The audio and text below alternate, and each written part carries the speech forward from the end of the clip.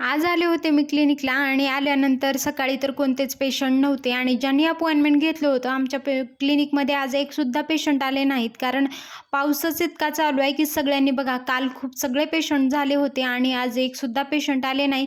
ज्यांनी अपॉइंटमेंट घेतलं त्यांनीसुद्धा appointment cancel केलं आणि मॅमसुद्धा वेट करत होत्या.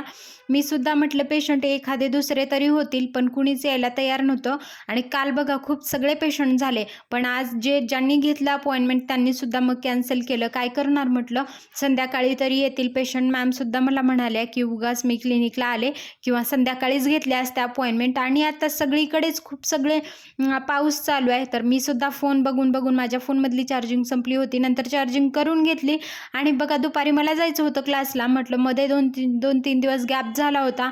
खूप सगळा पाऊस चालू होता तरीसुद्धा मी म्हटलं आज क्लास नाही बुडवायचा आहे आणि पाऊस तर खूप होता. म्हटलं पटकन घरी जाऊयात, जेवण वगैरे करून घेऊयात आणि मी निघाले होते घरी जाण्यासाठी.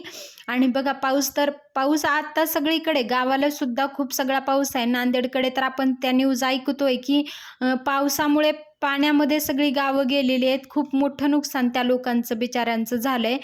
तर आता पुण्यामध्ये तर आहे पाऊस चालू, पण एवढं आमच्याकडे तर काहीच नुकसान वगैरे झालेलं नाहीये. पण बऱ्यापैकी पावसाचा खूप त्रास म्हणजे होत असतो सगळ्यांनाच, कारण आपल्याला कामामुळे तर बाहेर पडावंच लागतं. नंतर मी दुपारी निघाले होते क्लिनिकला म्हणजे क्लासला जाण्यासाठी आणि मग बघा इकडे सुद्धा खूप सगळा पाऊस होता. म्हटलं काय करणार, 4-5 दिवस माझी सुट्टी झाली होती म्हणून म्हटलं आज तरी काही केलं, आपल्याला क्लास चुकवायचा नाहीये.